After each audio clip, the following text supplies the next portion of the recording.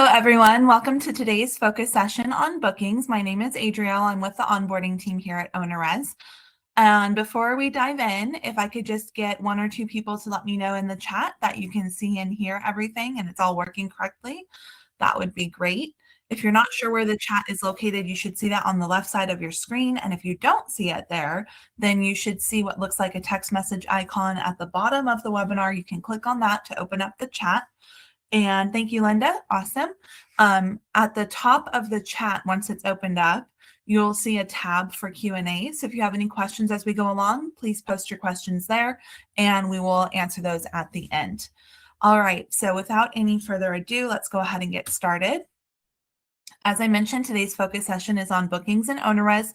So we're going to go over all the parts of a booking in your OwnerRez account, including the overview page, charges, transactions, rules, insurance, legal, files, reviews, custom fields, messages, expenses, and the QuickBooks, Avalara, and PM pages. So in your OwnerRez account, in order to open a booking, hopefully everyone knows how to do this.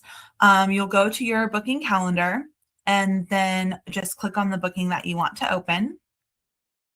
And then you're brought to the overview page first. So the first thing we want to notice up at the top is you'll see some good at a glance info right here.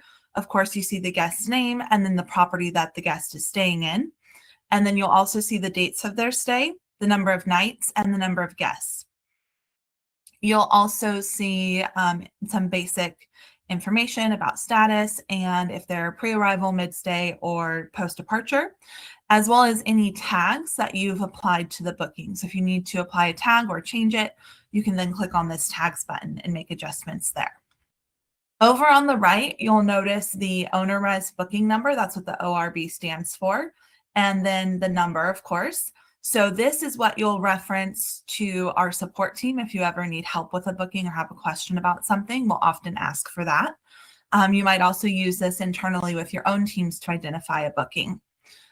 Next to the booking number, you'll see these three dots, and you can click on those to get to some quick actions like changing or moving the booking, copying to a new booking, copying to a new quote, copy to a public booking link. You can go to the property, easily get to your tasks, notes, inbox, all from here. You can also click on this if you need to send the guest an email. You can view communication history, activity timeline, or you can cancel or delete the booking right from these three dots. Very handy. You can also use these icons here if you need to access your tasks, inbox, or notes for this booking. Moving down into the overview section, you'll notice here on the left, the number of guests right at a glance, as well as any door codes that have been generated for the booking. And then you'll notice the source of the booking. So in this case, it was booked on a direct booking website, but this might say Airbnb or Vrbo or something else if it was a third-party booking. Then you'll see a quick snapshot of the financials for the stay. And then over on the right, you'll see any contact info that you have on file for the guest. Moving down into the next section, you'll see your messages. So in this case, for this guest, there's been no messages, but if we had exchanged some messages via SMS or integrated channel that has messaging like Airbnb, Vrbo, or Booking.com, you'd see your last few messages right here. And again, you can click on this arrow in order to access your inbox. And then you'll see any tasks that are open for the booking.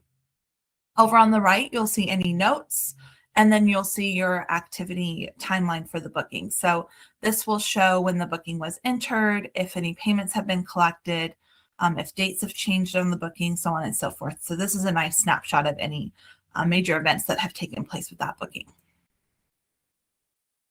The next page we'll look at is your charges page. So this is going to show you everything the guest is paying for their stay.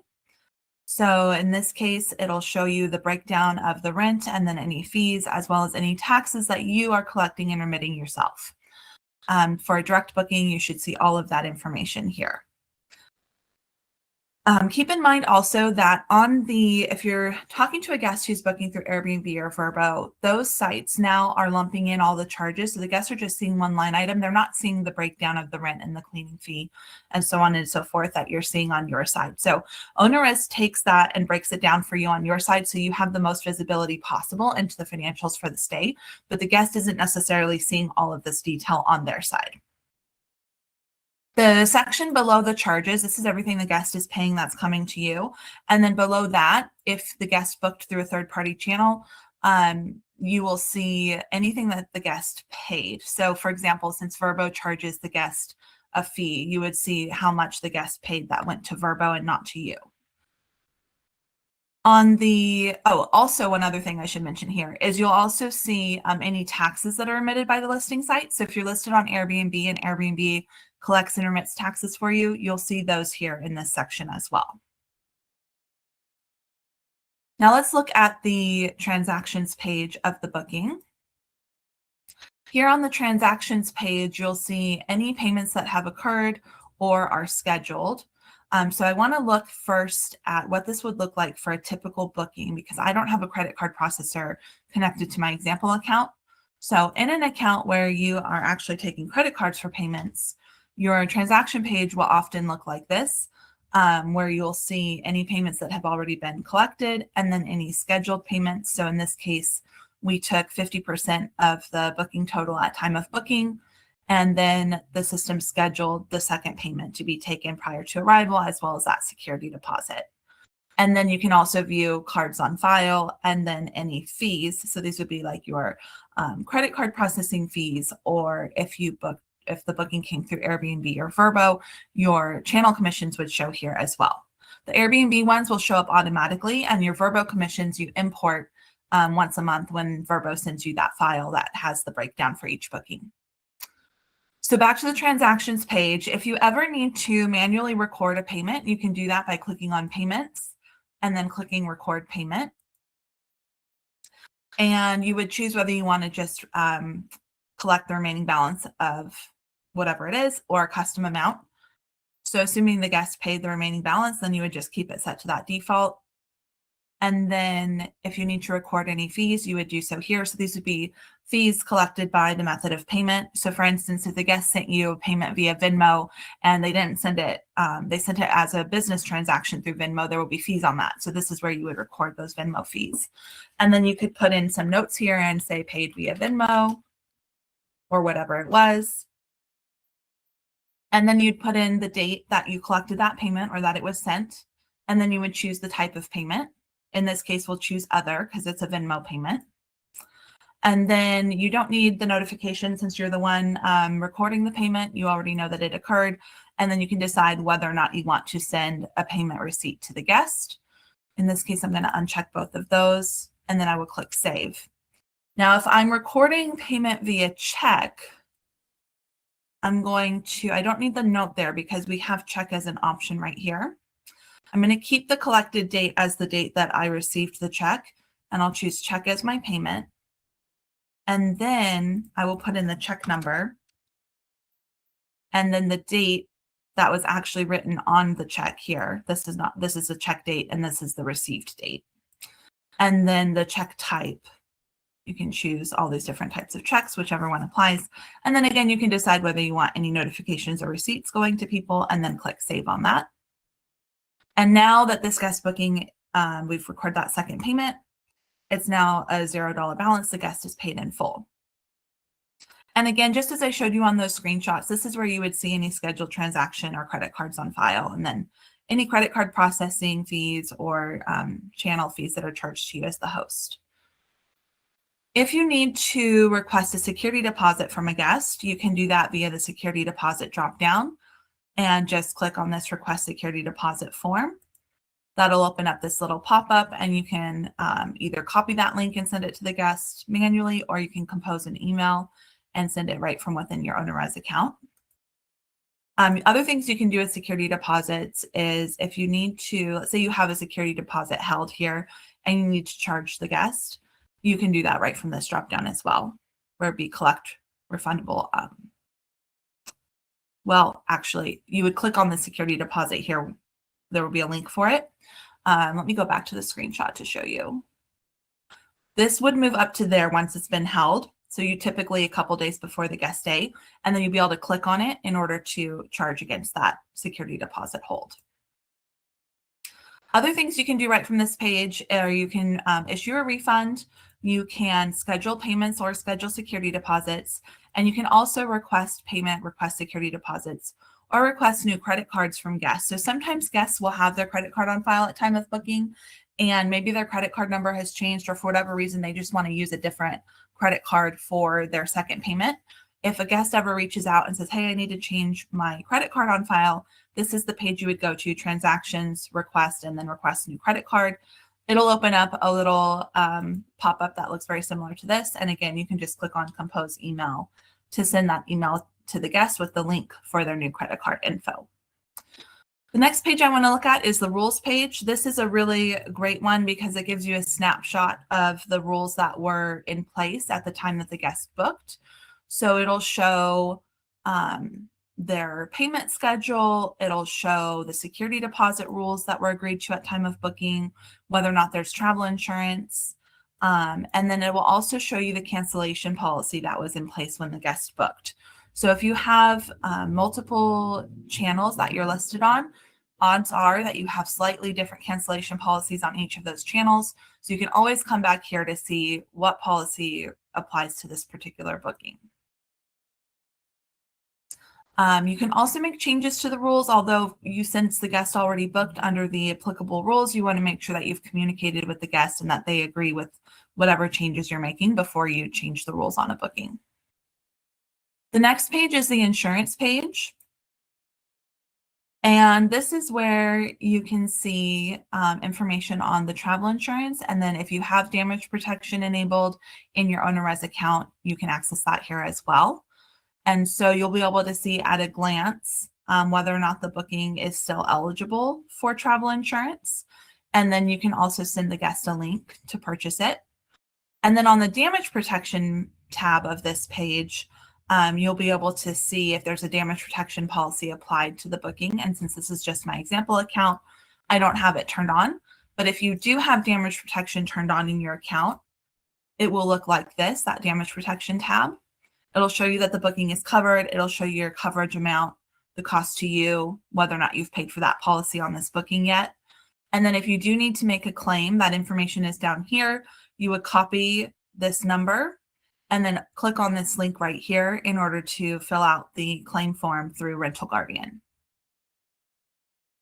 The next page is our legal page. This is where you will find any signed renter agreements. It would show up here in this section. It will have the guest name, the date that they signed it, their IP address, and then of course the archived file of the signed renter agreement if you ever need to access that for any reason.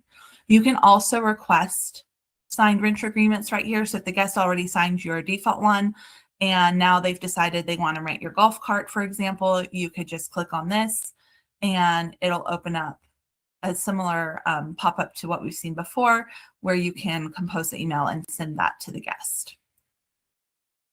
The next page is the files page. So on the files page of a booking, you'll see the signed renter agreement here as well as any files that the guest provided. If you have custom fields set up, some people like to collect copies of the guest's ID, for example, during the renter agreement signing process. So if you have a custom field to do that, their uploaded ID will show here as well.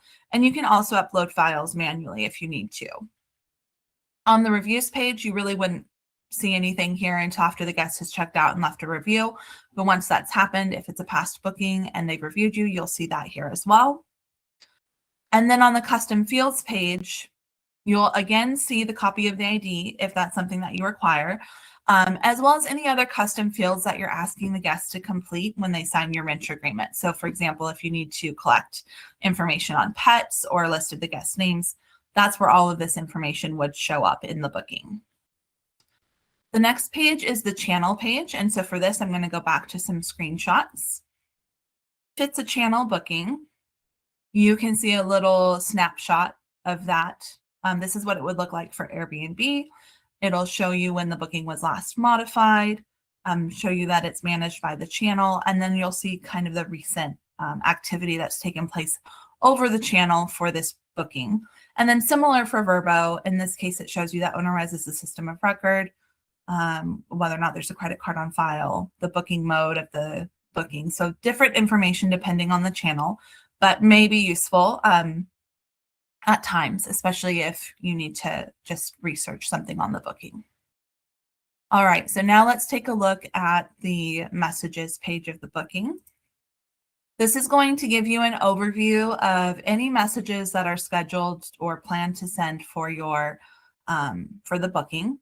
So in this case, because this is just an example account, it's looking like everything's not going to send, but in your actual account, you should see different statuses, and you can hover over the different statuses to see if it says it will not run, you can find out why it won't run.